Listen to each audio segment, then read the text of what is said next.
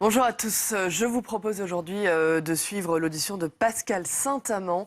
Pascal Saint-Amand, c'est le directeur du Centre de politique et d'administration fiscale de l'OCDE. Il était auditionné en juin dernier par la Commission des finances du Sénat, vous allez le voir. Il propose lors de cette audition, il décrit un mécanisme multilatéral pour lutter contre l'évasion et l'optimisation fiscale. Alors bien sûr, cette audition elle est à suivre, à écouter à l'aune de l'actualité des Paradise Papers après les Panama Papers. C'est la nouvelle enquête du consortium de journalistes qui révèle des pratiques d'optimisation fiscale des grandes fortunes de la planète, que ce soit des proches de Donald Trump, de Justin Trudeau ou encore de la reine d'Angleterre. Au total, grâce à ces procédés utilisés par les grandes fortunes et les multinationales pour contourner le fisc, ce sont 350 milliards d'euros qui échappent ainsi à la fiscalité des États. Voilà, donc tout de suite, je vous propose d'écouter Pascal Saint-Amand. Je vais vous présenter un peu la convention multilatérale qui sera soumise à ratification et donc que vous aurez à connaître assez rapidement. Et donc il est bien peut-être que vous ayez cette présentation. Avant de rentrer dans le détail de la convention multilatérale, je vous propose de vous la mettre dans le contexte. Alors le contexte, c'est le plan d'action BEPS sur l'érosion des bases fiscales et les transferts des bénéfices. J'ai eu l'occasion de vous en présenter le contenu et différents éléments au cours des 3 dernières années. Les choses ont commencé en 2012 avec le G20 qui a demandé à l'OCDE de changer les règles de fiscalité internationale pour réaligner la localisation des profits des entreprises avec la localisation de leurs activités. En d'autres mots, essayer de mettre fin à ce que d'aucuns appelleraient le phénomène des paradis fiscaux, où vous avez les profits qui sont dans des juridictions où ils ne sont pas imposés, alors qu'il n'y a aucune activité dans ces juridictions.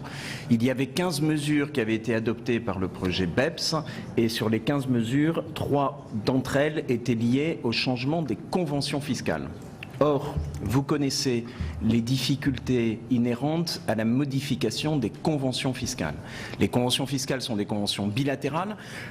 Elles s'inspirent d'un modèle de convention qui avait été initialement développé par la Société des Nations en 1928. Ce modèle avait été actualisé, mais finalement aux marges, par l'OCDE et par l'ONU. Et lorsque nous faisons des modifications dans le modèle qui n'a qu'une valeur de législation molle, soft law, qui est une sorte de modèle dont les États peuvent s'inspirer lorsqu'ils négocient des instruments de droit dur, c'est-à-dire des traités internationaux, les conventions fiscales, ce modèle est régulièrement modifié. La difficulté de la modification du modèle de convention qui résultait des travaux de BEPS était qu'on allait intégrer ça dans ce modèle et que les pays allaient devoir négocier bilatéralement leurs conventions fiscales bilatérales. La France aujourd'hui, je n'ai pas exactement le nom, mais on est dans les 120 conventions fiscales. Au total, il y a plus de 3500 conventions fiscales bilatérales dans le monde. Aussi, lorsque nous arrivons à l'issue du travail de BEPS, un accord par le pays du G20, les pays de l'OCDE, aujourd'hui, les travaux BEPS ont été reconnus et endossés par 100 pays sur un pied d'égalité. On a constitué au sein de l'OCDE ce qu'on appelle un cadre inclusif, qui est le comité des affaires fiscales, où il y a 100 pays sur un pied d'égalité, ce qui change totalement la dimension de l'OCDE en matière fiscale. Lorsque 100 pays se mettent d'accord, eh bien, il y a plus de 2000 et quelques conventions qu'il faudrait renégocier bilatéralement. Ça prendrait, un pays peut changer à peu près 6-7 conventions par an en travaillant beaucoup et en mettant beaucoup de ressources. Et si on prend la France, 6 conventions par an, 120 conventions, on a 20 ans de négociation, sauf que ça prendrait plus longtemps parce que tous les autres partenaires voudraient négocier leurs conventions aussi, puisque tout le monde a décidé de mettre fin à BEPS par la modification des conventions fiscales. Donc vous en avez pour 20 ou 30 ans. Il est clair que pendant ces 20 ou 30 ans, tous les phénomènes qu'on a identifiés comme étant lacunaires dans les conventions fiscales seraient utilisés à des fins de planification fiscale agressive. Donc ce que nous avions proposé dans le cadre de BEPS, c'était la mesure 15, c'était d'explorer la possibilité de modifier les conventions fiscales bilatérales par un instrument multilatéral qui modifierait ipso facto, après ratification par les parlements naturellement, les conventions fiscales bilatérales. Une étude de faisabilité avait été faite en 2015. Novembre 2015, lorsqu'on a présenté les conclusions de BEPS au chef d'État et de gouvernement du G20 à Antalya en novembre, notre conclusion était c'est possible. Alors puisque c'était possible, on l'a fait. Donc en cours de l'année 2016, on a réuni une conférence internationale qu'on a appelée le groupe ad hoc, et ce groupe qui comprenait 102 pays et juridictions, ce groupe a négocié cet instrument multilatéral. Alors, ce qu'il faut comprendre dans l'architecture, il y a deux éléments. Le premier élément, c'est la substance. Donc, de quoi s'agit-il? En substance, il s'agit de modifier les conventions bilatérales là où on a identifié qu'elles avaient des trous qui facilitaient l'évasion fiscale internationale. Et là, vous avez un principe fondamental qu'on va appeler un standard minimum que tous les pays se sont engagés à appliquer, qui est que les conventions fiscales doivent être réparées pour mettre fin à leur abus. Ça veut dire quoi? Ça veut dire qu'aujourd'hui, si vous voulez investir depuis la France en Inde, un investisseur normalement éclairé par des avocats fiscalistes normalement constitués va passer par l'île Maurice. C'est contraire à l'esprit des conventions, mais c'est pas contraire à la lettre des conventions. C'est donc de l'évasion fiscale, c'est légal, mais c'est agressif. 27% des investissements directs en Inde passent par l'île Maurice aujourd'hui, pas seulement de France, dans le monde. 27%, donc c'est massif. Pourquoi? Parce que la convention fiscale entre l'île Maurice et l'Inde prévoit qu'il n'y a pas de retenue à la source ni d'imposition en Inde sur les revenus passifs qui y sont réalisés par des étrangers. Donc si je constitue à l'île Maurice une Global Business Company, GBC, et que cette GBC investit en Inde, tous les revenus réalisés en Inde seront exonérés en vertu de la convention entre l'île Maurice et l'Inde. Pourquoi? Parce que cette convention a été conclue à l'époque où l'île Maurice n'avait qu'un peu de canne à sucre et de manufacture de textiles, et c'était avant qu'ils se transforment en centre financier. Et en fait, ils se sont transformés en centre financier parce qu'ils ont identifié qu'ils pourraient prendre avantage de leur convention fiscale avec l'Inde. La convention fiscale entre la France et l'île Maurice va prévoir que les revenus réalisés à l'île Maurice ne seront taxables que à l'île Maurice. Et devinez quoi? Ces revenus ne sont pas taxés à l'île Maurice. Ce qui fait que, au lieu d'investir entre la France et l'Inde, où il y aurait une imposition en Inde, une imposition en France avec un crédit d'impôt correspondant à l'impôt prélevé à la source en Inde, ce qui fait qu'il n'y a pas de double imposition, mais il y a une imposition répartie entre les deux États, le fait de passer par l'île Maurice aboutit au fait qu'il n'y a de l'imposition nulle part. Pourquoi ceci est possible? Parce que les conventions fiscales ont été, comme je vous l'ai dit, conçues il y a à peu près un siècle, où l'inventivité des juristes n'était pas aussi puissante qu'aujourd'hui, et aujourd'hui, les juristes ont développé des instruments qui permettent de prendre avantage, de bénéficier de ces conventions fiscales. Il est assez facile de résoudre ce problème. Il y a deux options. Une première option qui est de faire une clause dans toutes les conventions fiscales de limitation des bénéfices, qui consiste à dire que on accordera les bénéfices de la convention fiscale qu'à hauteur des intérêts détenus par les personnes qui contrôlent la chaîne de société en bout de chaîne. En gros, l'Inde n'accorderait les bénéfices de la convention fiscale à l'île Maurice que si les investisseurs sont effectivement localisés à l'île Maurice. Ce n'est pas le cas, ils sont français. Et donc, la clause de limitation des bénéfices fait que le schéma triangulaire ne fonctionne plus. Il y a une autre option qui est ce qu'on appelle une clause à but principalement fiscal, qui consiste à vérifier que l'investissement depuis l'île Maurice n'est pas à but principalement fiscal. Comme il n'y a aucune activité à l'île Maurice, on peut très facilement démontrer qu'il y a un but principalement fiscal et donc refuser le bénéfice de la convention fiscale. J'ai pris un exemple, et je ne veux pas accabler l'île Maurice, qui d'ailleurs va signer vendredi cette convention multilatérale. Ils ne l'ont pas fait lors de la grande signature, mais c'est un phénomène industriel. Un chiffre officiel du gouvernement des Pays-Bas. Vous avez aujourd'hui aux Pays-Bas entre 8 000 et 12 000 avocats fiscalistes qui ne vivent que du treaty shopping, le chalandage fiscal. Que de ça. Je ne dis pas qu'il y a 10 000 avocats fiscalistes aux Pays-Bas, il y en a beaucoup plus. Je ne sais pas combien il y en a, mais sans doute plus de 100 000. Vous en avez 10 000 qui ne vivent, entre 8 et 12 000, qui ne vivent que de treaty shopping.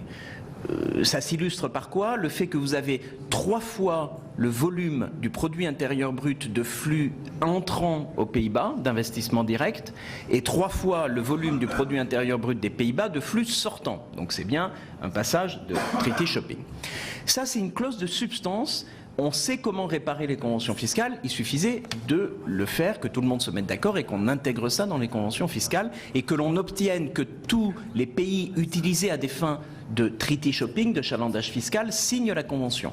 Le nombre de pays qui sont massivement utilisés à des fins de treaty shopping c'est un nombre limité, mais quand même important. Nous avons l'île Maurice, les Seychelles, le Luxembourg, la Suisse, la Belgique, les Pays-Bas, nous avons les Barbades, nous avons le Singapour, nous avons Hong Kong. Et donc vous voyez qu'il y a un certain nombre de places financières importantes dans ce domaine-là. Ça, c'était une disposition de substance. Vous en avez 2 autres en substance qui sont beaucoup moins importantes. Celle-ci est fondamentale.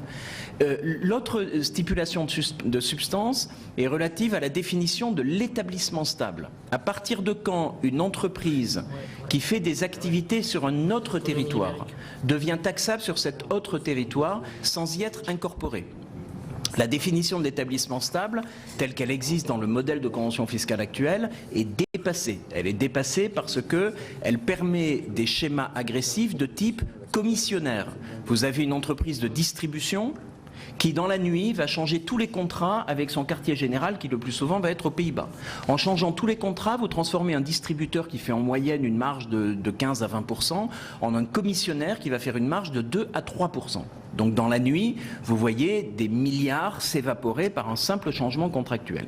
Les administrations fiscales ont fait des redressements, elles ont toutes perdu devant les tribunaux, car la façon dont l'article 5, paragraphe 5 des conventions fiscales était rédigé rendait possible la transformation d'un distributeur en commissionnaire. C'était pas très compliqué à réparer, on a proposé dans le cadre de BEPS de réparer ce phénomène. Vous avez une 3e stipulation, il y a 2 autres aspects relatifs à l'établissement stable qu'on a réparé. Vous avez un 3e élément, sur les 2 autres, vous avez le fait de fractionner des activités. On est un peu sur un schéma de type Amazon. Vous allez avoir du stockage séparé de l'activité de livraison, séparé de l'activité de comptage, et si vous mettez les 3 ensemble, vous avez un établissement stable. Nous avons mis une clause anti-fractionnement dans les conventions fiscales pour dire que ce n'est pas parce que ces activités vont être fractionnées dans différents endroits ou de différentes manières qu'elles ne constituent pas ensemble un établissement stable. Enfin, nous avons des stipulations relatives aux produits hybrides. Tous les pays ne sont pas obligés de les utiliser parce que certains pays n'en ont pas besoin en vertu de leur ordre constitutionnel ou de leur ordre législatif, mais un certain nombre de pays en avaient besoin. C'est quoi un hybride ? En simplifiant, c'est une obligation convertible en action. Vous êtes une entreprise française, vous investissez en Italie, 2 pays à haute fiscalité. L'entreprise française va prêter à sa filiale italienne une obligation convertible en action. Le produit est conçu pour être une obligation en Italie. Qu'est-ce qui est payé d'une obligation? C'est un intérêt qui est fiscalement déductible. Donc vous avez une déduction d'impôt en Italie. Mais en France, comme c'est un produit hybride, c'est une action. Qu'est-ce qui est payé en échange d'une action? C'est un dividende qui est exonéré en vertu de la directive Murphy. Vous pouvez donc créer du crédit d'impôt en vous prêtant à vous-même. Et nous avons proposé dans le cadre de BEPS Action 2 un changement législatif qui a été adopté d'ailleurs par la France. Mais ces changements législatifs dans certains pays doivent être validés par les conventions fiscales. Donc nous avons introduit dans cette convention multilatérale une stipulation relative à la neutralisation des produits hybrides. Enfin, et c'est une stipulation favorable aux entreprises, nous avons amélioré les processus d'élimination des doubles impositions lorsqu'il y a un conflit entre 2 États. L'État B, il y a une entreprise dans un État A et un État B. L'État B fait un redressement fiscal et ajuste le prix de cession de l'entreprise qui vient de l'État A. Il y a une double imposition qui en résulte. Les États sont particulièrement médiocres dans l'élimination des doubles impositions. Parce que les conventions fiscales n'ont pas des procédures qui soient très efficaces, parce que la pratique est absolument abominable. Nous avons réparé les conventions fiscales pour les rendre plus efficaces, et nous sommes en train de faire un examen par les pairs pour s'assurer que les pratiques des administrations fiscales changent. Et c'est en train de changer de façon assez massive. Et donc vous aviez ces 4 domaines les produits hybrides, l'abus des conventions fiscales, la définition de l'établissement stable et les procédures amiables, pour lesquelles 4 actions BEPS avaient été développées et on savait comment réparer les conventions fiscales. Ce qu'a fait la conférence internationale au cours de l'année 1996, c'est concevoir l'instrument multilatéral pour modifier les conventions fiscales bilatérales. On sait quoi faire en substance, comment le fait-on en technique juridique pour que cet instrument multilatéral puisse modifier les conventions fiscales bilatérales. Il n'y a pas de précédent, alors qu'il y a plein de domaines où vous avez des conventions bilatérales. Eh bien, on n'avait pas conçu, personne n'avait conçu jusqu'alors un système de modification par le multilatéral du bilatéral, en gardant la nature bilatérale des conventions fiscales, qui sont des conventions entre souverainetés fiscales. Le mécanisme qui a été conçu, qui n'est pas si compliqué que ça, même si la lecture est assez rébarbative, le mécanisme qui est conçu est un mécanisme où les signataires de cet accord multilatéral, qui prévoit des clauses de opting in, opting out, pardon pour l'anglais, mais de pouvoir faire, de lever une option pour rentrer dans le mécanisme, ou au contraire de faire une réserve pour ne pas être engagé par un article. Eh bien, ce mécanisme a été adopté à la fin d'1 an de négociations et aboutit au fait que cette convention multilatérale a été mise à la signature, ouverte à la signature des parties en décembre 2016. On avait dit qu'il faudrait 1 an pour la négocier. On a mis 1 an pour la négocier pour avoir ces stipulations juridiques qui fonctionnent. La semaine dernière, ou il y a 15 jours, 67 pays ont signé la Convention. La Convention n'est ouverte qu'aux États, pas aux juridictions, mais un État, enfin, ou un certain nombre de juridictions, si tout le monde est d'accord pour accueillir la juridiction. La juridiction en cause, c'est Hong Kong, qui n'est pas un État, mais qui est indépendant d'un point de vue fiscal, et donc la Chine a étendu le bénéfice de la convention fiscale à Hong Kong, ce qui était très important, puisque Hong Kong peut être utilisé à des fins de treaty shopping. Donc vous avez, il y a 15 jours, 67 pays couvrant 68 territoires qui ont signé la convention. Le mécanisme juridique, c'est que chaque pays doit nommer les conventions fiscales qu'il entend voir modifiées par cet instrument multilatéral. Et convention par convention, pays par pays, identifier quelles sont les stipulations qui doivent être activées. Alors, je vais vous donner un exemple. La France a nommé un nombre important de pays. On en est à 88 sur 128 conventions fiscales. Et il y a 62 partenaires de la France qui ont déjà une convention fiscale, qui sont également signataires de cette convention multilatérale. Et donc, pays par pays, la France peut décider d'actionner ou pas certaines stipulations sur l'établissement stable ou sur d'autres domaines. Il se trouve que la France a eu une approche très large de ce phénomène en faisant assez peu de réserves. Les réserves sont relatives pour petite part à l'aspect de l'établissement stable et c'est ça, et en partie également pour les produits hybrides, parce que la France n'en a pas besoin. Donc vous avez une approche qui est très large de cette convention fiscale. Nous avons organisé, avant la signature, des rencontres rapides, pour ne pas dire speed dating, entre les différents pays. Donc on avait dans une grande salle de l'OCDE plein de tables à droite et à gauche, et on a fait se rencontrer tous les pays, de manière à ce qu'ils puissent voir quelles étaient les stipulations que, bilatéralement, ils allaient générer du fait de leur réserve ou du fait de leur signature de cette convention multilatérale.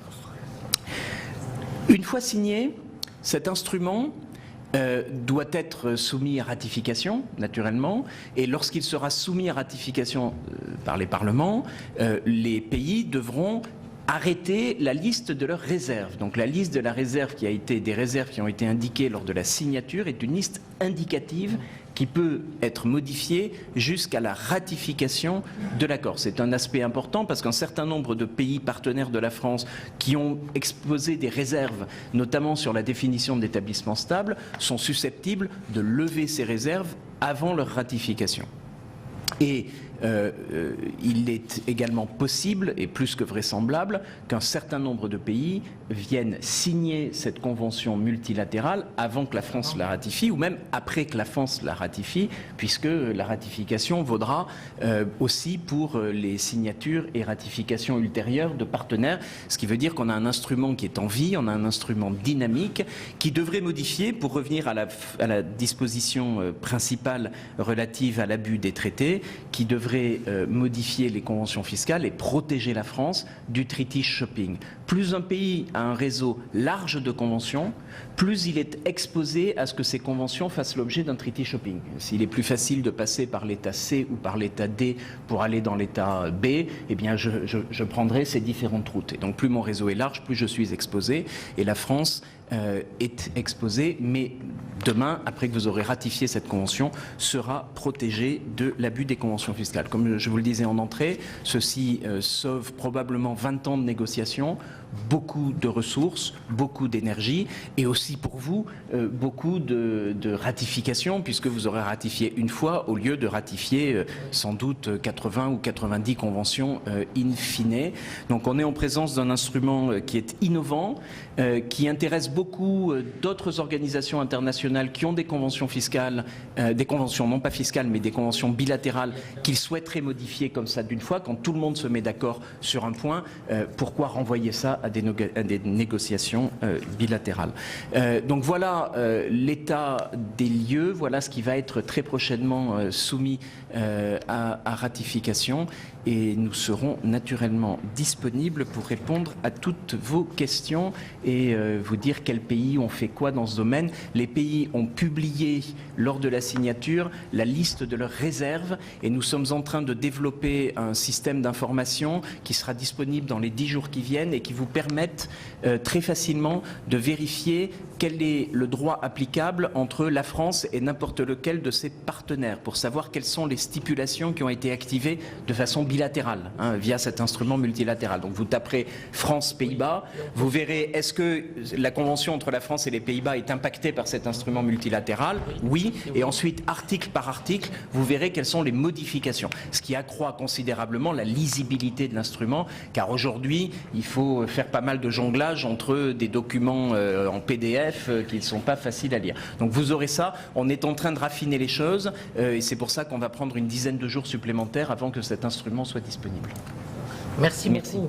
C'est un instrument qui va, je suppose, intéresser énormément nos collègues, puisque dans cette commission, nous sommes toujours passionnés sur ces problématiques. Et donc, vous aurez, j'en suis persuadé, de nombreuses questions qui viendront de nos collègues, à commencer par notre rapporteur général. Merci. D'abord, désolé d'avoir été en retard, mais je lisais à l'instant le document de synthèse qui est très bien fait, qui explique l'intérêt de l'instrument multilatéral. Donc c'est une avancée considérable, c'est vrai. Imaginons, Madame la Présidente, quelques années encore auparavant, notre voyage aux États-Unis du bureau de la Commission, lorsqu'on est allé parler de FATCA avec les Américains, on mesure combien en quelques années les choses ont évolué. Le travail de l'OCDE, évidemment, y est pour beaucoup. Donc c'est une avancée considérable, notamment dans cette politique d'optimisation fiscale. Alors néanmoins, il y a un certain nombre de questions qui me viennent à l'esprit. Tout d'abord, il y a un très grand pays dont on parle peu, c'est les États-Unis, évidemment. Les États-Unis, FATCA, c'était quelque chose qui était sans réciprocité. Donc, ils n'ont pas signé l'accord de 2016 sur le reporting pays par pays. Et aujourd'hui, ils n'ont pas signé, et ils n'ont même pas indiqué leur intention de signer l'instrument multilatéral. Alors, ils ne sont pas les seuls, mais c'est évidemment un pays plus important. Alors, est-ce qu'on peut considérer que l'accord a sa pleine portée dès lors qu'un des plus grands pays du monde, sans doute celui avec le plus grand PIB du monde, est à l'écart de tous ces instruments, de tous ces échanges automatiques d'informations. Sans doute FATCA, l'intervention de l'administration fiscale américaine a eu un impact considérable, a fait évoluer par exemple la position de la Suisse et des banques suisses, sans doute, il faut reconnaître. Mais c'est toujours dans le même sens, l'IRS, une administration fiscale américaine, mais qui n'agit que sur les Américains et qui ne s'intéresse évidemment pas du tout aux recettes recettes fiscales des autres États. Donc voilà. Donc est-ce que ça relativise pas la portée de l'accord, le fait que les États-Unis ne s'inscrivent pas dans ces mécanismes et notamment ne signeront sans doute pas l'instrument multilatéral. Sur les réserves, est-ce que vous pouvez être un peu plus précis? J'ai entendu ce que vous disiez. Quels sont les types de réserves qui ont été émises par les différents États? Est-ce qu'il y a un peu des tendances, une typologie de ces réserves? Est-ce que c'est purement technique ou c'est parfois beaucoup plus significatif? Et d'une manière, la France d'ailleurs a elle-même exprimé des réserves, donc il faudrait peut-être nous préciser mieux les choses. Et puis, de manière plus générale, vous savez que cette commission s'intéresse beaucoup aux questions de l'optimisation fiscale, notamment des multinationales, des grandes multinationales, notamment des géants de l'Internet. Est-ce que ça porte donc ça évite un certain nombre d'abus? Mais pour autant, ça ne permet pas d'apporter une réponse, me semble-t-il, totalement parfaite sur la notion d'établissement stable. Donc il y a un certain nombre de perquisitions fiscales, c'est pas un secret, qui ont été menées sur des grandes entreprises dont on connaît les noms, les GAFA, notamment en France, et on voit à travers les contentieux qu'il est extrêmement difficile pour les États, et la France en particulier, de prouver la notion d'établissement stable, alors même que ces entreprises font un chiffre d'affaires considérable en France. Donc voilà. Donc est-ce que quelle est clairement l'avancée que l'on peut avoir là-dessus? Voilà, toutes ces grandes sociétés, encore une fois, ont beaucoup d'activités en France, mais néanmoins ne répondent pas au courrier de l'administration fiscale pour certaines.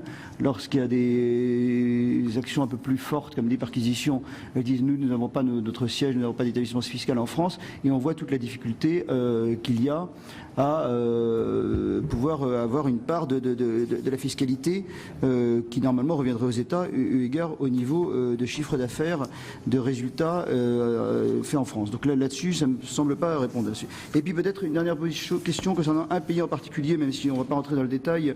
On examinera la semaine prochaine la convention fiscale France-Portugal avec la Suisse. La Suisse qui a annoncé son intention unilatéralement de remettre en cause l'échange automatique en considérant que ça s'opposait à une partie sans doute du droit, je ne sais pas si droit constitutionnel et suisse, et qui décide d'ailleurs de ne pas appliquer l'instrument multilatéral à la France. Alors comment expliquer ce choix, qui n'est d'ailleurs pas le seul, il y a d'autres pays, les Seychelles par exemple, là-dessus, comment faut-il entendre cette position exprimée par exemple d'États dont la Suisse, qui est évidemment un État sur lequel on a beaucoup de relations avec la France. Donc, merci, j'aurais beaucoup d'autres questions, mais les collègues sans doute n'en manquent pas. Et encore une fois, je voudrais saluer le travail de l'OCDE. Voilà, on a commencé notre mandat en même temps ici la dernière fois et on a vu l'évolution en quelques années. Je pense qu'il y a encore quelques années, on ne pouvait même pas envisager l'échange automatique, on ne pouvait pas envisager aujourd'hui ce qui s'est fait. Donc c'est vrai, il y a eu une vraie révolution. Alors il faut sans doute voir ce qui a été fait, mais avec toujours besoin d'interrogation, puisque l'imagination est au pouvoir pour échapper à l'imposition. Voilà, merci Monsieur le rapporteur général. Moi je voudrais ajouter un petit complément à vos questions, mais c'est exactement dans la même veine. Est-ce que le fait que de nombreuses juridictions comme, on va les citer, Jersey, Guernesey, Malte, Maurice, dont vous nous dites qu'ils vont signer le 30 juin s'ils ne l'ont pas fait là, mais c'est dans les dates, les Seychelles par exemple, ils ont signé l'instrument multilatéral. Est-ce que ça peut pas donner un signe de faiblesse à l'instrument global, parce qu'au fond, si tout le monde y rentre, et est-ce que les réserves, mais le rapporteur général l'a posé, est-ce que la nature des réserves est de nature à faire un bel environnement, mais avec une faiblesse dans l'application? Je suppose que vous avez veillé à ça de façon très très attentive, mais il nous importe d'en avoir l'information. Voilà. Et puis ensuite, je passerai la parole aux collègues. Sont déjà inscrits Richard Yung, Claude Rénal, Bernard Lalande. Merci beaucoup de vos commentaires et de vos questions. Alors pour répondre très précisément aux questions posées, les États-Unis ne sont pas signataires de cette convention, ce n'est pas une décision de l'administration Trump, c'est une décision qui avait été prise par l'administration Obama. Premier point. Second point, est-ce que c'est grave pour la pertinence de cet instrument? La réponse est non. La réponse est non pour la raison suivante. Les États-Unis, à la différence de la France, ont un réseau conventionnel robuste et protégé du treaty shopping. Un réseau conventionnel robuste parce que dans toutes leurs conventions fiscales, ils ont des stipulations de limitation of benefits, limitation des bénéfices qu'on a indiqué précédemment, qui sont des dispositifs qui évitent l'abus des conventions fiscales. Donc les conventions fiscales américaines ne peuvent pas être abusées. Ce qui fait que le fait que les États-Unis signent ou pas cet instrument n'est pas utile, ne change rien. Les États-Unis n'ont pas besoin de le signer pour satisfaire au standard minimum, et surtout les États-Unis ne fragilisent pas les conventions fiscales des autres pays. C'est pas un pays C, si vous voulez, dans la relation triangulaire ABC, je vais dans B en passant par C. Eh bien, les États-Unis ne peuvent pas être ce pays C. Et donc, il n'était pas nécessaire que les États-Unis signassent cet instrument pour qu'il fût pertinent. Premier point. Second point, les États-Unis, à la différence de la France, n'ont pas de convention fiscale avec les paradis fiscaux, ou avec, je ne devrais pas utiliser ce terme, des juridictions qui sont très attractives et qui n'ont pas de fiscalité. La France a par exemple des conventions fiscales avec les pays du Golfe, qui n'ont pas de fiscalité. Il y a d'autres raisons pour lesquelles les conventions fiscales ont été conclues, mais certainement pas à des fins d'élimination des doubles impositions, parce qu'il ne peut pas y avoir de double imposition. Et lorsque vous avez une convention fiscale avec un pays qui ne taxe pas, eh bien naturellement, c'est une incitation à faire de l'évasion fiscale. Et donc il fallait réparer ces conventions fiscales-là, mais ce n'est pas le cas des États-Unis qui n'ont pas de telles conventions. Enfin, et c'est une nuance à ce que je viens d'indiquer, les États-Unis auraient pu être utiles pour la modification de la définition de l'établissement stable, notamment pour lutter contre les entreprises numériques qui peuvent avoir beaucoup de présence commerciale sans avoir de présence physique. Néanmoins, on peut nuancer cette nuance en disant que dans les schémas qui sont connus, la définition de l'établissement stable, elle n'est pas entre la France et les États-Unis. Elle va plutôt être entre la France et un autre État européen qui est interposé entre la France et les États-Unis. Et ces autres États européens sont signataires de la Convention. Maintenant, et je réponds à votre question sur l'économie numérique, la situation est variable sur la définition de l'établissement stable. La France a pris toute la définition de l'établissement stable, c'est-à-dire les 3 modifications qui avaient été proposées. Et c'est une attitude très positive que l'on ne peut que chaleureusement accueillir et féliciter la France pour cette position. Ce n'est pas le cas de tout le monde. Je peux citer par exemple l'Irlande qui n'a pas opté pour les changements dans l'établissement stable, ce qui fait que la convention fiscale entre la France et l'Irlande ne sera pas modifiée en ce qui concerne la définition de l'établissement stable, ce qui est une faiblesse notamment pour mettre fin à certains schémas agressifs relatifs notamment aux entreprises du numérique, mais pas limités aux entreprises du numérique. Donc le fait que les États-Unis soient présents ou pas, en fait, pourrait être considéré comme une faiblesse. En réalité, elle ne l'est pas, mais la faiblesse, elle n'est pas sur l'absence des États-Unis, elle est plutôt sur le fait que certains pays européens n'ont pas signé cette définition de l'établissement stable. Sur les réserves de la France, pour être précis, alors la France applique toute la définition de l'établissement stable tel qu'il résultait de l'action 7 du plan d'action. La France applique le standard minimum en matière d'abus des conventions fiscales et certains aspects sur l'abus des conventions fiscales qui ne sont pas du standard minimum. Enfin, la France n'applique aucune des clauses relatives aux produits hybrides parce qu'elle n'en a pas besoin. Ça ne veut pas dire qu'elle ne se protège pas des produits hybrides, mais la législation interne est suffisante pour protéger la France.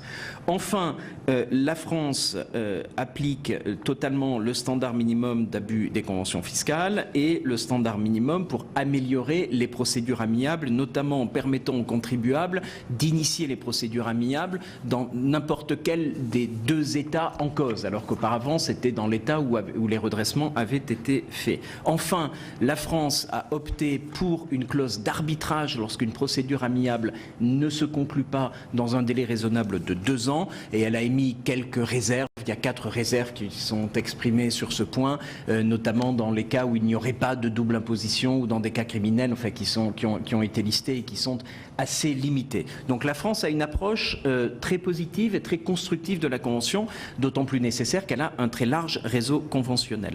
Sur la Suisse, en fait la Suisse a toujours des spécificités liées à son système de démocratie directe et pas seulement à ses réticences à lutter contre la fraude ou l'évasion fiscale internationale. Alors la Suisse a une interprétation de cette convention multilatérale telle qu'elle ne peut signer qu'avec les partenaires qui donnent leur accord avant ratification à ce qu'il y ait un texte consolidé. Certains pays, là les pays sont libres de faire ce qu'ils veulent. Si vous voulez des textes consolidés des conventions fiscales, vous pouvez en faire. Mais vous n'êtes pas obligé de le faire. Et nous pensons que, notamment avec les instruments que nous allons mettre à disposition, il n'y a pas besoin de textes consolidés pour assurer la lisibilité qui est une condition constitutionnelle de ces conventions fiscales. Même si elles sont au-dessus des lois, elles ne sont pas au-dessus de la Constitution. Et donc la lisibilité de l'instrument est quelque chose d'essentiel, qui n'est pas une donnée immédiate de la conscience lorsqu'on lit l'instrument qui est compliqué, mais il faut le lire à la lumière des conventions fiscales bilatérales. Ou plutôt, il faudra lire les conventions bilatérales à la lumière de l'instrument multilatéral. Et donc la Suisse a dit non, moi je veux pour la lisibilité de l'instrument une convention consolidée avec chacun des partenaires. Un certain nombre de partenaires ont dit non, désolé, on ne peut pas faire ça pour l'instant. Et donc les Suisses ont pris l'engagement de modifier toutes leurs conventions pour se mettre au standard minimum. Et ils n'ont pour l'instant, je ne sais plus quel est le nom, mais on doit être à une petite vingtaine de conventions qui ont été modifiées, ce qui n'est pas si mal. Enfin, par rapport à la question relative au fait que des paradis fiscaux puissent signer cet instrument. En fait, c'est une excellente nouvelle que cet instrument soit ouvert à tout le monde et ce n'est pas une faiblesse de l'instrument. Pourquoi ? Parce que vous avez bien compris, cet instrument est un instrument de lutte contre l'évasion fiscale. Et donc, il est impératif d'avoir tous les territoires qui pourraient être utilisés à des fins d'évasion fiscale. Donc, même si une juridiction sans fiscalité rejoint cet instrument, à première vue on pourrait se dire mais tiens, ils vont en prendre avantage, ils vont tirer quelques profits du fait de joindre l'instrument. Pas du tout, c'est exactement l'inverse. Et donc il nous faut le plus grand nombre de territoires sans fiscalité dès lors qu'ils ont des conventions fiscales. En général, les pays sans fiscalité n'ont pas de convention fiscale, sauf avec la France ou avec un nombre très rare de pays, et lorsqu'il suffit qu'il y en ait un pour que vous ayez des risques de treaty shopping. Donc il est impératif que l'île Maurice nous rejoigne très vite, que les Barbades signent cet instrument très rapidement, que Jersey soit un signataire, de même que les Émirats Arabes Unis. Je ne sais pas si les Émirats Arabes Unis ont signé ou ils vont signer très rapidement. On a une vingtaine de pays qui se sont engagés à signer, notamment tous les Treaty Shopping Hub.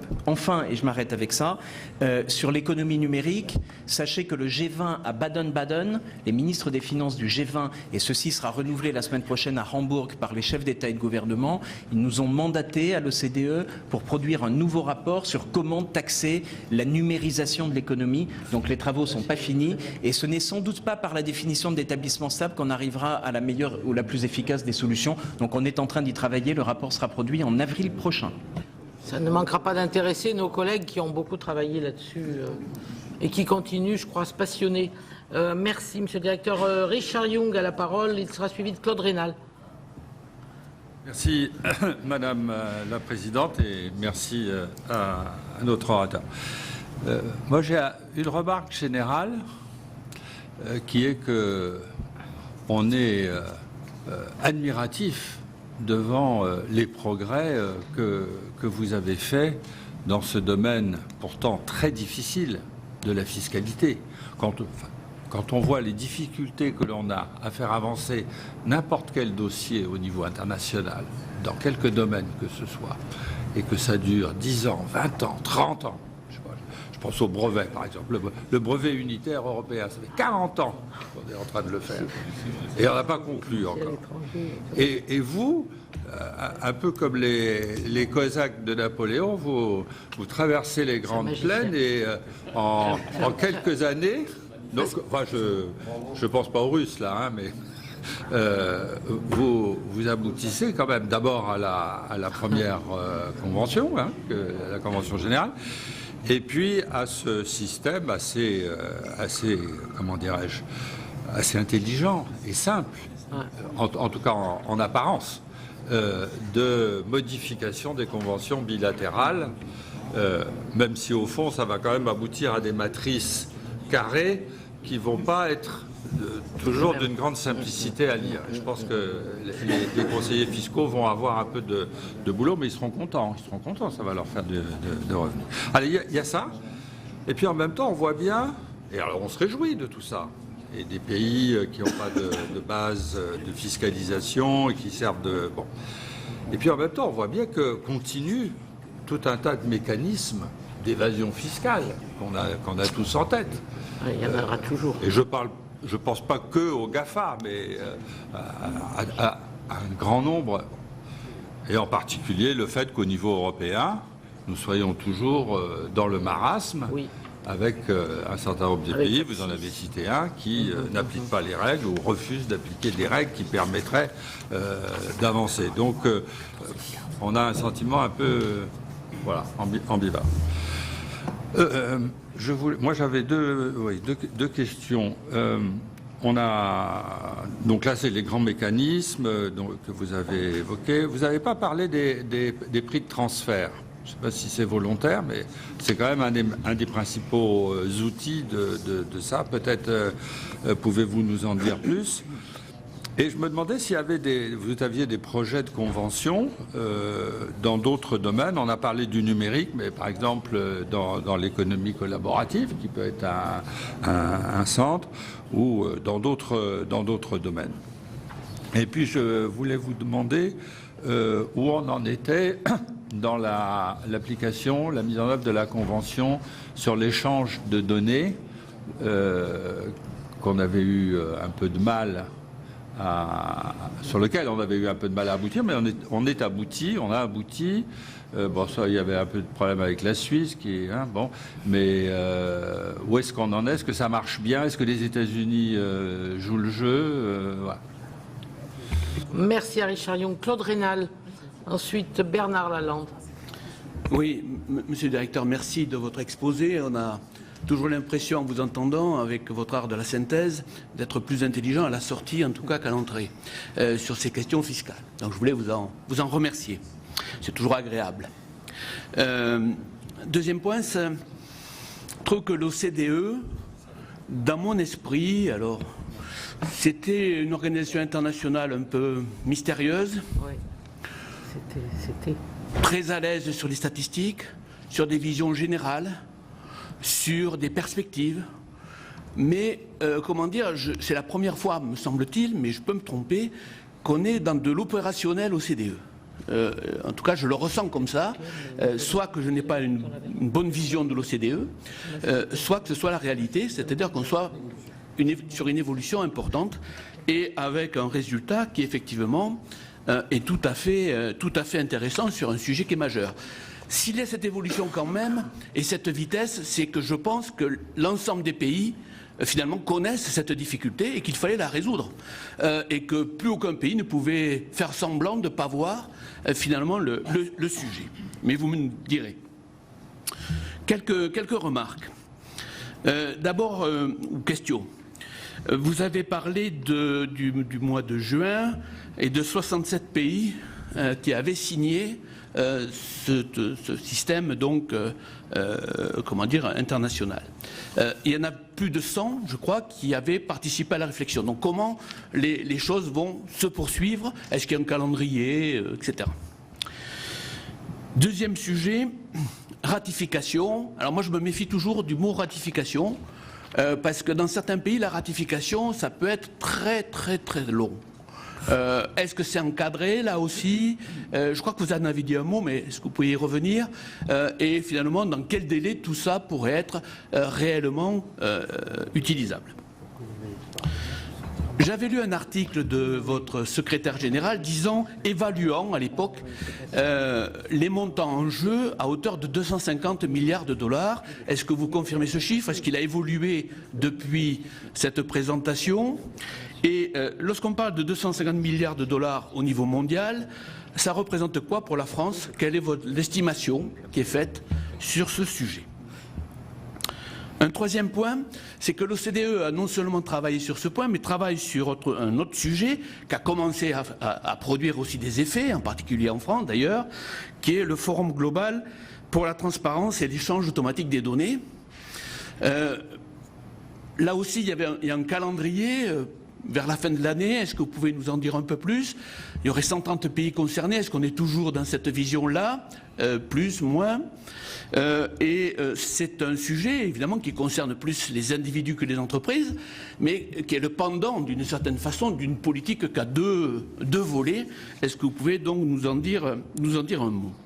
Et tous ces sujets si j'ai bien compris, sont relayés dans une question qui est assez fondamentale, qui est la lutte contre la montée des inégalités dans le monde, puisque chaque fois qu'on triche, d'une certaine façon, on rend des gens plus riches et des gens plus pauvres, des entreprises qui, finalement, en gagnant sur la fiscalité, font bénéficier leurs salariés éventuellement de salaires plus importants, etc. Et donc, a contrario, ceux qui n'en font pas partie, bien entendu, sont tirés vers le bas. Et donc, il y a une question qui a été posée de manière assez utile, me semble-t-il, sur la notion par l'OCDE de la croissance inclusive. Est-ce que vous pourriez, là aussi, développer ce concept devant nous? Merci. Merci à Claude Raynal. Bernard Lalande. Merci Madame la Présidente. Merci à Monsieur le Directeur sur cette convention multilatérale. D'abord parce que, en fait, on a une information qui est extrêmement claire. Moi, j'ai une seule question à vous poser. On a bien vu que c'était un instrument dynamique et qu'il était nécessaire, mais est-ce que cet instrument protège des petits génies ou des petits créateurs de produits fiscaux qui raisonnent non pas en fonction de l'endroit où on va créer le produit, mais en fonction de la rentabilité fiscale liée à sa propre évasion? Et donc, est-ce que c'est un instrument préventif? Et puis, si oui, est-ce qu'il y a quelque part des sanctions qui sont prévues dans cette convention multilatérale? Merci à Bernard Lalande. Monsieur le Directeur, je vous redonne la parole pour ces réponses et à ces questions précises. Merci beaucoup Madame la Présidente, merci beaucoup pour vos commentaires et vos questions. Alors, peut-être premier élément, pourquoi est-ce que les choses sont allées vite et qu'est-ce qui s'est passé pour que ça change? Parce que vous avez raison, pendant très longtemps, l'OCDE, pour changer 3 virgules et 2 points dans le modèle de convention fiscale, mettait une moyenne de 5 ans, ce qui n'était pas tout à fait satisfaisant. Mais on était dans un rythme plus long et l'OCDE était effectivement pas connu pour sa vitesse d'exécution. C'est pas Roger Carucci, ambassadeur auprès de l'OCDE, qui me contredira. Alors, qu'est-ce qui s'est passé? La crise financière. C'est aussi simple que ça. Les progrès datent de 2007-2008, où il y a une dynamique qui s'est mise en œuvre du fait de la crise financière, se traduisant en crise fiscale, budgétaire, se traduisant en crise sociale, se traduisant en crise politique. Vous êtes les mieux placés pour le savoir. Et cette crise s'est traduite par la nécessité pour les États de lever des fonds pour sauver les banques, ce qui a immédiatement généré une approche bipartisane sur le fait qu'il n'était plus tolérable que les banques facilitent la fraude fiscale en accueillant des contribuables dans les paradis fiscaux, dans des États à secret bancaire.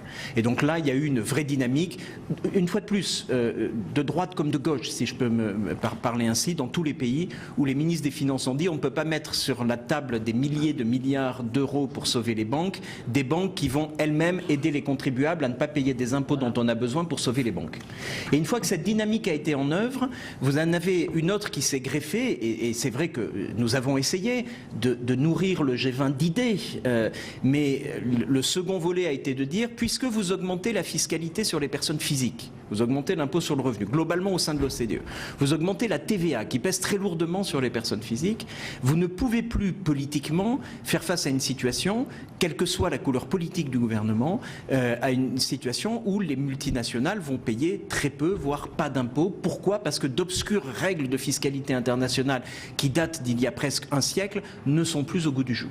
Et donc cette dynamique politique a été créée. Enfin, ce qui a rendu les choses possibles, c'est une sorte d'alignement des astres, la crise d'un côté, l'émergence du G20 comme une nouvelle gouvernance mondiale qui représente 85% de l'économie mondiale, et donc il y a une vraie puissance, et puis on va contribuer modestement en apportant une expertise technique et aussi une force de proposition. C'est l'avantage de l'OCDE. On a un secrétaire général qui est très actif, très dynamique, et capable d'apporter des propositions et de suivre très volontiers les équipes quand on dit on peut faire des choses. Donc on a un peu un esprit entrepreneurial à l'OCDE, et donc la dynamique de ces différents éléments a produit des changements.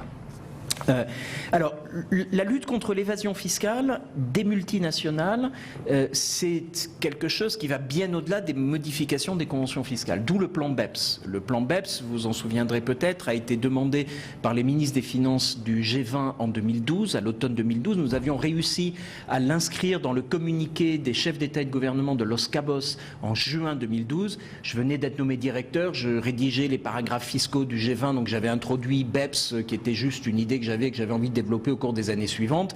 Et il se trouve qu'à l'automne, M. Osborne, faisant face à des manifestations dans la rue contre Starbucks, a dit il faut faire quelque chose. Il a appelé son collègue allemand Schäuble, son collègue français qui était à l'époque Pierre Moscovici, leur a proposé de mandater l'OCDE pour aller beaucoup plus vite que plusieurs années. Ils nous ont donné un mandat pour produire un rapport qu'on a produit en février 2013 qui disait l'évasion fiscale internationale des entreprises est massive, c'est un problème industriel, c'est devenu le cœur du réacteur, presque un modèle d'affaires d'un certain nombre d'entreprises, et donc il faut changer. Et pour changer ça, il faut tout changer, c'est-à-dire il faut changer beaucoup de règles de la fiscalité internationale et pas seulement essayer de fermer des schémas que l'on connaît. On connaissait des schémas, on travaillait depuis une dizaine d'années sur des schémas, on avait 250 schémas fiscaux identifiés, mais si on ferme les schémas, comme vous l'avez dit, il y en a un autre qui se rouvre le lendemain. Et donc on a fait une analyse en profondeur pour aller aux racines du problème. La racine du problème, c'était quoi? C'était, petit 1, l'absence de règles de fiscalité internationale dans plein de domaines. Pourquoi? Parce que les États sont souverains, sont extrêmement réticents à se lier et à limiter leur souveraineté par des accords internationaux. Et il y a plein de domaines qui ne sont pas régulés. Vous avez une globalisation non régulée d'un point de vue fiscal. Donc on a dit il faut développer des sortes de régulations fiscales pour que les États ne mettent pas en place des pratiques fiscales dommageables. Je mentionne à ce titre l'article 39 ter decies du Code général des impôts français, qui est une pratique fiscale dommageable sur les brevets. Identifié comme tel par l'OCDE, vous serez invité, j'espère, très rapidement à le modifier. Mais voilà, c'est ce type de pratique fiscale, la France n'est pas la pire, mais elle a cette pratique-là. Il y a plein d'autres domaines où les pays avaient, soit par l'opacité, le fait que vous aviez un ruling qui est resté secret, au Luxembourg par exemple, qui était connu pour ça. Et donc on a dit, il faut développer des règles, mettre fin aux produits hybrides. Le schéma que je vous indiquais, l'action convertible en action. Les Italiens disent c'est un intérêt payé chez moi, c'est déductible. Les Français disaient c'est un dividende, c'est pas taxable. Sauf qu'il y avait un gagnant dans l'affaire, c'était celui qui se prêtait à lui-même pour faire un crédit d'impôt. Donc on a dit cessez d'être à ce point égocentrique avec votre souveraineté et regardez ce qui se passe de l'autre côté de la frontière. Et voilà un modèle de législation que vous pouvez prendre. Ça c'est le premier volet. Le second volet, c'était dire que les règles existantes, les conventions fiscales et les prix de transfert ne correspondaient plus à un monde multilatéral, à un monde globalisé. C'est des instruments purement bilatéraux qui ne fonctionnaient plus très bien. Donc on les a réparés. 3 mesures sur les prix de transfert qui n'ont pas besoin d'être dans l'instrument multilatéral parce que c'est une interprétation des conventions fiscales qui est développée dans un autre instrument qui est les principes directeurs en matière de prix de transfert qui ont été modifiés et qui sont d'ores et déjà appliqués par les pays sans avoir besoin de passer par une convention multilatérale. Enfin, on avait 4 mesures relatives aux conventions bilatérales. Et là, au lieu de faire un modèle en disant tout le monde est d'accord, ça va prendre 30 ans pour que ce soit appliqué, on a dit mesure 15, faisons une mesure qui soit immédiatement appliquée. Dernier volet enfin du plan d'action, il y avait 3 mesures là-dessus, la transparence. Il faut davantage de transparence de la part des entreprises. Le directeur fiscal d'une multinationale a une vision globale de ses affaires. Le directeur fiscal de la Direction générale des finances publiques ne va voir que les transactions qui lient la filiale en France avec les autres filiales, mais il ne verra pas les transactions qui se passent entre l'Irlande et les Bermudes, par exemple. Et donc on a mis en place un reporting pays par pays qui devra aller aux administrations fiscales, qui devrait être rendu produit aux administrations fiscales pour donner aux administrations fiscales la même vision d'ensemble. Donc un plan d'action global, et cet instrument multilatéral concerne 4 des 15 mesures, ou 5 des 15 mesures si on prend l'action 15 comme une des mesures, de manière à régler le problème. Donc c'est un problème beaucoup plus global que les conventions fiscales. Sur les ratifications et le processus de ratification, vous avez tout à fait raison de dire que les ratifications peuvent prendre beaucoup de temps, énormément de temps. Certains pays mettent 4 ou 5 ans pour ratifier.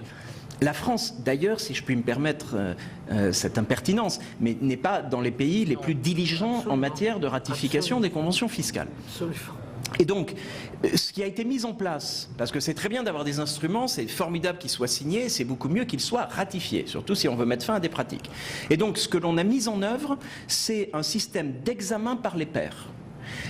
Du standard minimum. Il faut lutter contre l'abus des conventions fiscales. C'est un standard minimum que 100 pays ont pris l'engagement d'appliquer. Et les autres, s'ils mettent en danger les conventions fiscales de ces 100 pays, seront requis pour faire ces changements-là. Qu'ils le veuillent ou non, ils seront invités à le faire et ils seront dénoncés au G20 s'ils ne le font pas.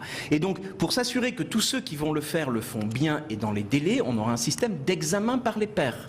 Donc, nous allons commencer à la fin de l'année 2017 un examen par les pairs. Est-ce que les pays satisfont au standard minimum? Nous mentionnions la Suisse il y a quelques minutes.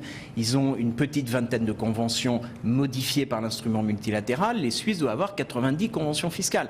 Et donc, il faut qu'ils trouvent un moyen rapide de modifier les 70 conventions fiscales additionnelles qu'ils n'ont pas encore modifiées. Donc, ça fera l'objet d'un examen par les pairs et d'une dénonciation si les conventions ne sont pas modifiées. Donc, vous avez une dynamique politique et la présence du G20 et l'impact politique du G20 fait que les choses peuvent avancer. Donc, on n'est pas totalement naïf en se disant, voilà, on a un instrument, vous le signez, puis on n'ira pas voir si vous le ratifiez. Non seulement on ira le voir, mais on fera aussi des rapports publics au G20.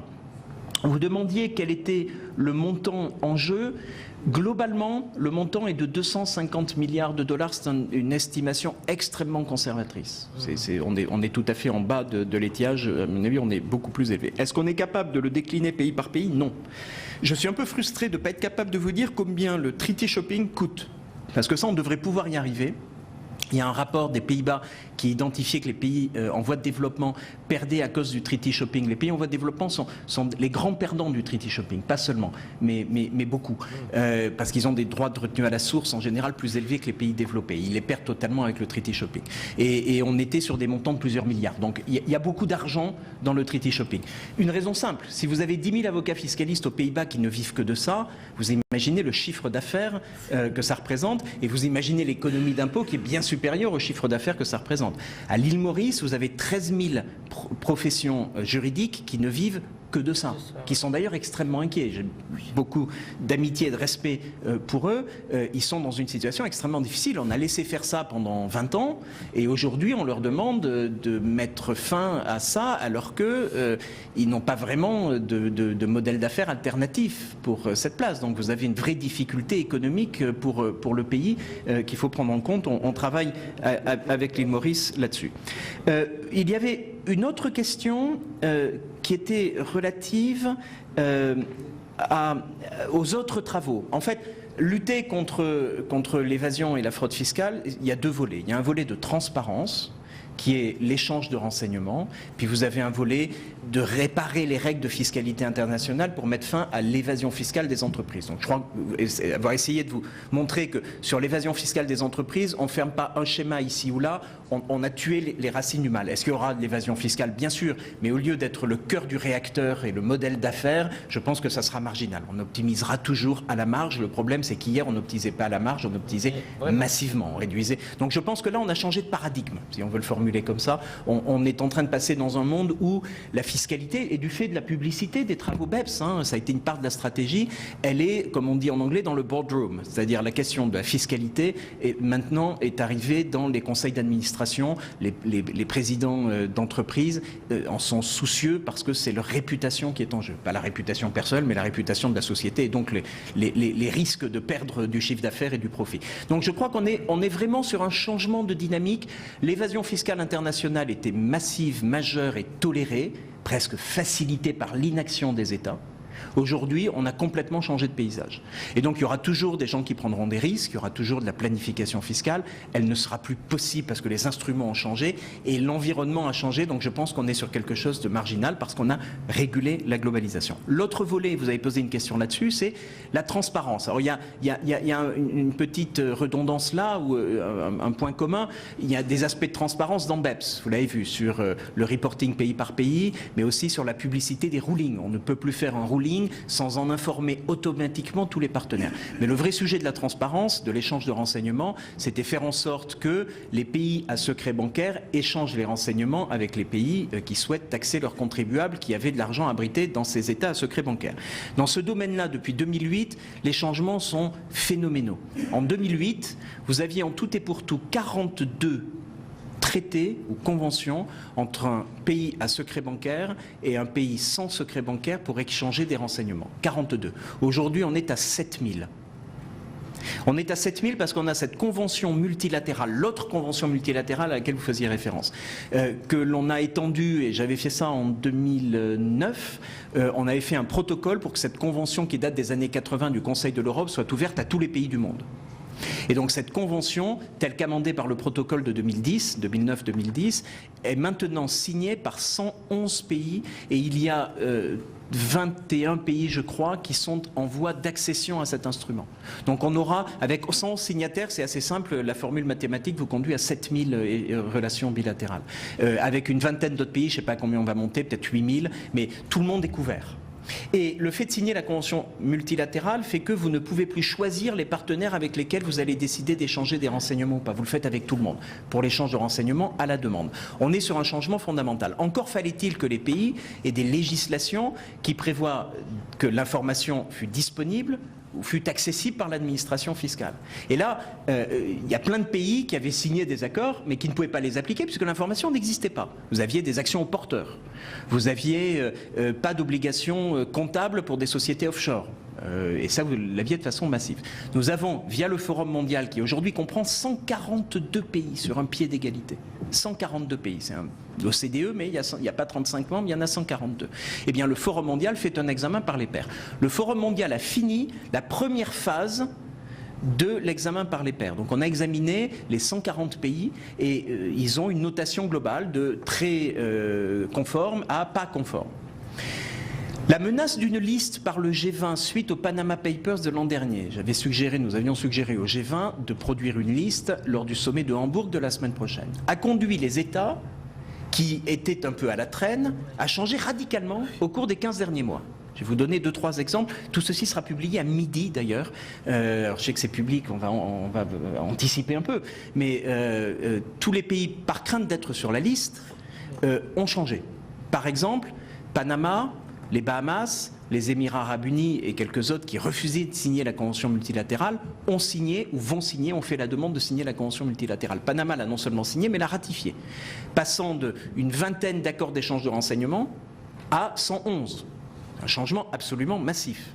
Et ils ont par ailleurs mis en place une autorité compétente qu'ils ont staffée et ils nous ont demandé d'ailleurs de former les personnes de cette autorité compétente. Donc il y a une vraie dynamique. Vous aviez sur un autre aspect qui est celui de l'échange automatique de renseignements, parce que là on parlait de l'échange de renseignements à la demande. L'échange automatique de renseignements entre en vigueur dans 50 pays le 30 septembre 2017. C'est demain. Et pour une cinquantaine d'autres pays, 50 précisément, le 30 septembre 2018. Et en 2018, c'est essentiellement avec les pays qui avaient du secret bancaire dans le passé, qui est la multilatéralisation de FATCA, qui est cette législation américaine qui a initié le mouvement vers l'échange automatique de renseignements.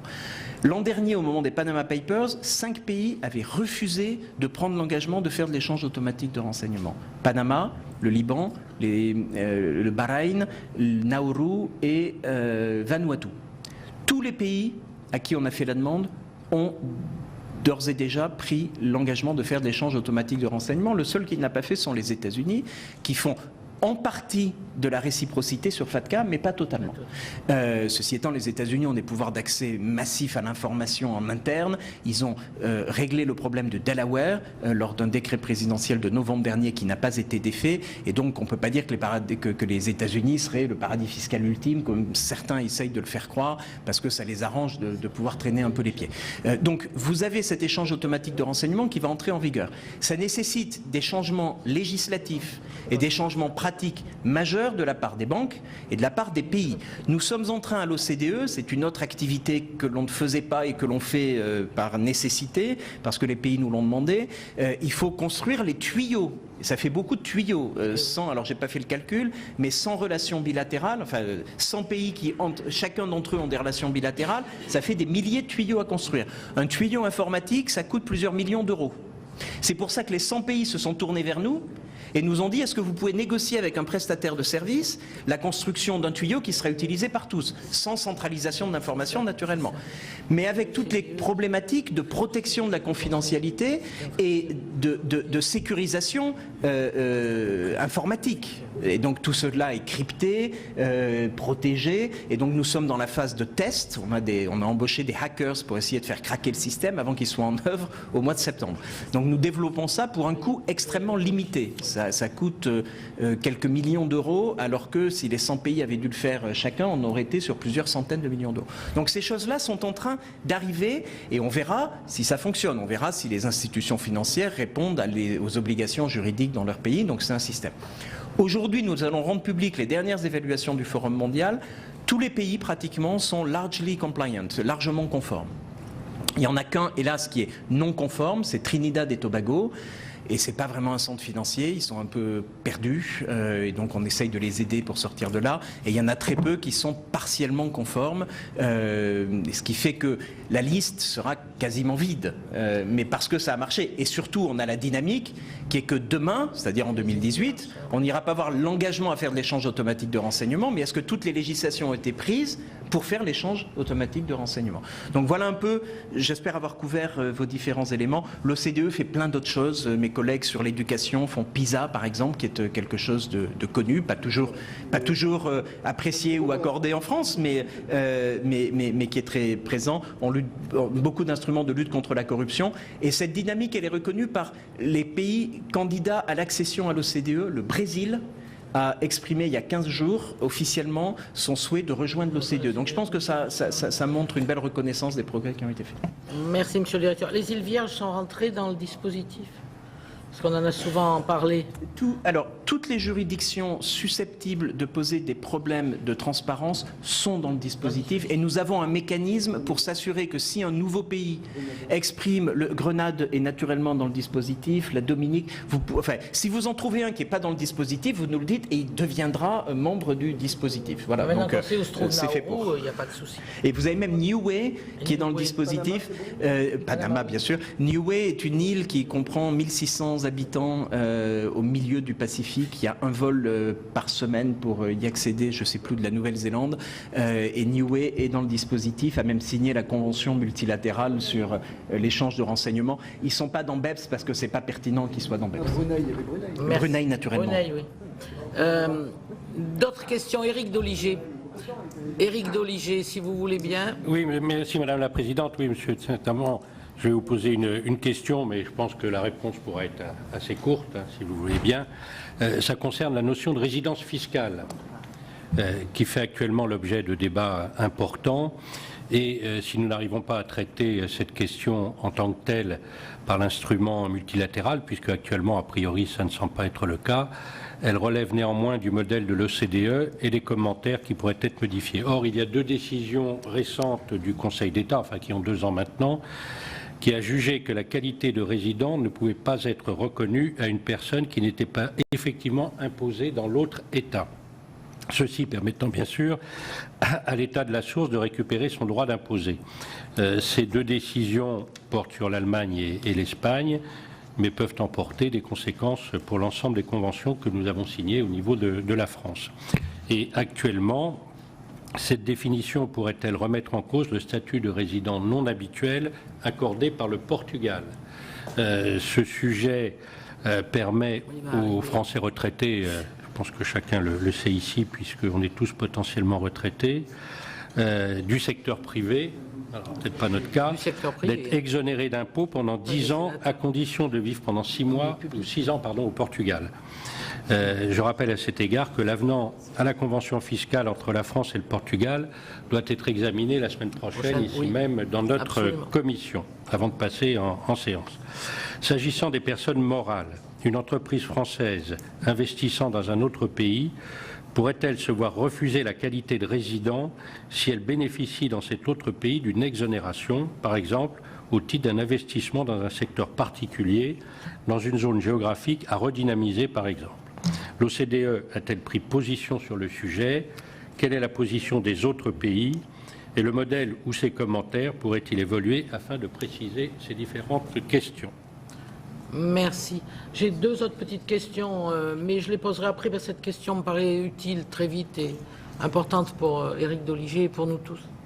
Alors, je ne répondrai pas sur le cas du Portugal parce que c'est une question d'interprétation souveraine par la France, donc la DLF sera bien mieux placée que moi pour répondre. En revanche, sur le principe de qu'est-ce qui est un résident ou pas en vertu d'une convention fiscale, c'est l'article 4 du modèle de convention fiscale, la France, traditionnellement, a une approche différente de l'interprétation commune de la résidence, considérant que le terme, alors pardon, j'ai l'expression en anglais, mais liable to tax, je ne sais pas quel est le français exact, et le français exact est important par rapport à la décision du Conseil d'État, mais que l'assujettissement à l'impôt est une condition pour être résident. Cette position sera confirmée dans l'actualisation du modèle de convention fiscale où les pays expriment leurs réserves.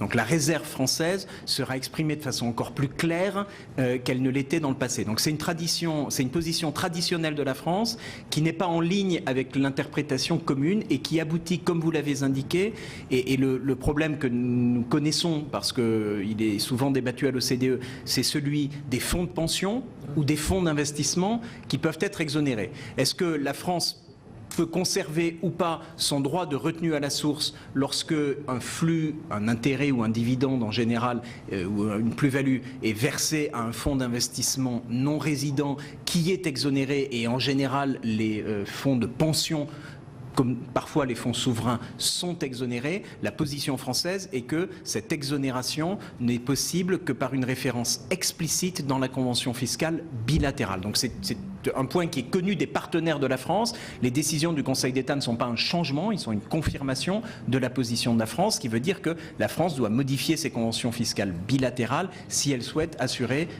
une exemption de ces flux de revenus. Je vois bien la difficulté que cela peut soulever dans le cas de pensions de sources françaises versées à des non-résidents d'un pays qui déciderait d'exonérer les retraités.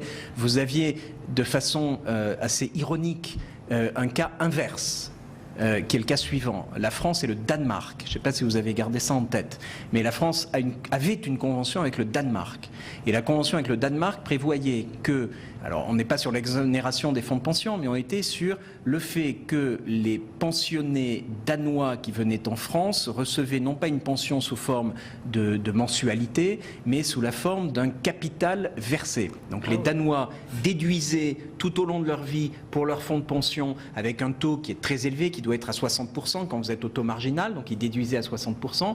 Ils partaient s'établir de préférence sur la Côte d'Azur juste avant leur retraite, recevaient un capital, et comme la France ne connaissait pas à l'époque la sortie en capital pour la retraite, mais juste une mensualité, eh bien on ne savait pas taxer ce type de capital, donc c'était pas taxé. Et la convention fiscale prévoyait que les pensionnés n'étaient taxables que dans leur état de résidence, ce qui veut dire que la pension n'était taxable qu'en France, et elle n'y était pas taxée.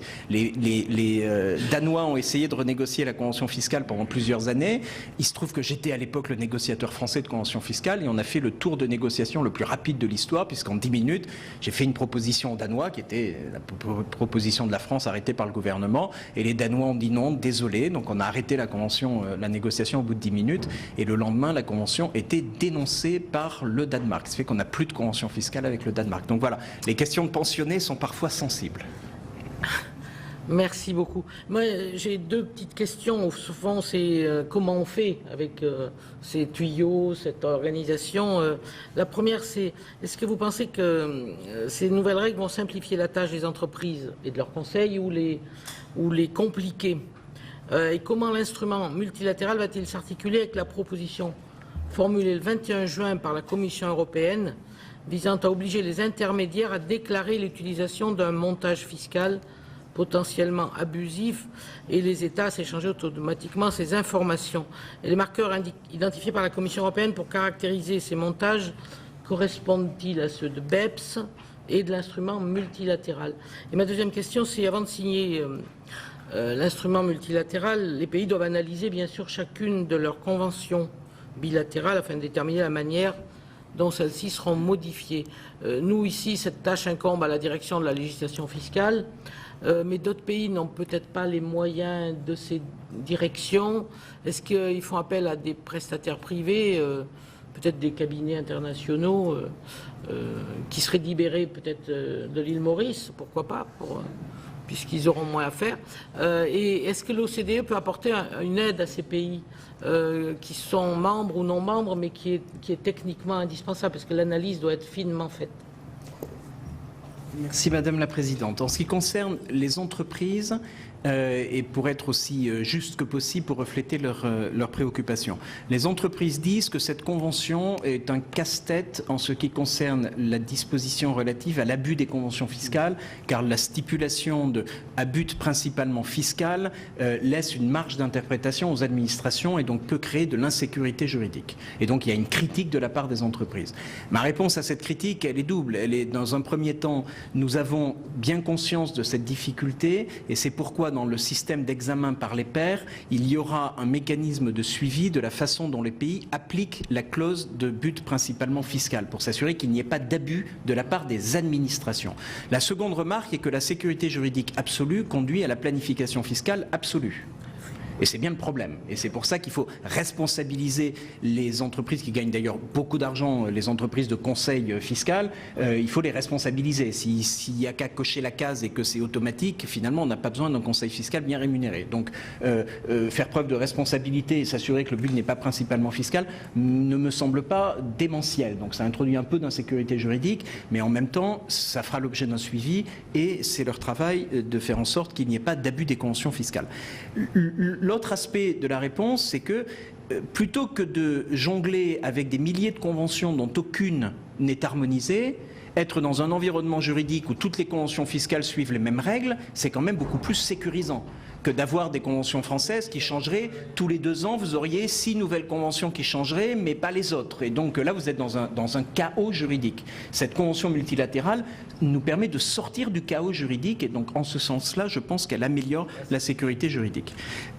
L'Union européenne, la Commission européenne a proposé, et je crois a rendu public, une proposition de directive relative, on va dire pour simplifier, aux déclarations de montage. Cet instrument, nous l'accueillons très favorablement puisque c'est la traduction de l'action 12, c'était une des 15 actions du plan d'action. L'action 12 prévoyait que les intermédiaires fiscaux devraient déclarer aux administrations fiscales les schémas qu'ils utilisent lorsque ces schémas sont susceptibles de faire beaucoup d'argent, de perdre beaucoup d'argent aux États. Et donc, ce n'est que la traduction dans l'Union européenne de l'action 12, donc c'est très bien, on en est ravis, et nous croyons savoir que la présidence estonienne de l'Union européenne va en faire une de ses priorités, et nous travaillons déjà avec la présidence bulgare qui suit pour que ces travaux avancent. Donc, on y est très favorable. L'Union européenne a grosso modo plutôt bien traduit en droit européen les différentes mesures de BEPS, l'échange automatique des rulings, la déduction des intérêts, le renforcement des dispositifs sociétés étrangères contrôlées. Donc on est l'élimination des doubles impositions, l'action 14, là l'action 12 on y est. Sur l'action 12, donc les déclarations de montage, vous aurez peut-être noté que le G7 à Bari a adopté une déclaration, la déclaration de Bari, qui prévoit que le G7 va travailler avec nous sur des déclarations de montage, y compris les montages faits pour contourner l'échange automatique de renseignements qui est mis en œuvre. Enfin, sur les moyens d'analyse, oui, vous avez raison de dire que ceci nécessite beaucoup de ressources. En même temps, ça économise beaucoup de ressources. Mais pour économiser les ressources, il faut en avoir. Et donc, beaucoup de pays n'ont pas ces ressources. Ce que nous avons fait au cours des 6 derniers mois, c'est que nous avons l'équipe, vous avez 2 représentants de l'équipe ici, à travailler de très près avec les pays en voie de développement, mais aussi les petites juridictions qui ont peu de fiscalité, pour les aider à pouvoir signer. Et on a une vingtaine de pays qui sont en retard, principalement des pays africains parce qu'ils n'avaient pas les ressources. On les assiste, on a une équipe qui travaille avec eux et on se coordonne avec la Banque mondiale et le Fonds monétaire international pour rassembler nos ressources pour les aider. Voilà donc pour cette audition de Pascal Saint-Amand devant la Commission des finances du Sénat. Lors de cette audition, vous l'avez vu, il a décrit un mécanisme multilatéral pour lutter contre l'évasion et l'optimisation fiscale. Alors bien sûr, cette audition elle était à écouter à l'aune de l'actualité des Paradise Papers. Après les Panama Papers, c'était la nouvelle enquête du consortium de journalistes qui révèle des pratiques d'optimisation fiscale des grandes fortunes de la planète. Au total, ce sont 350 milliards d'euros qui échappent ainsi à la fiscalité des États. Voilà, vous pouvez bien sûr revoir ce programme sur notre site internet publicsénat.fr.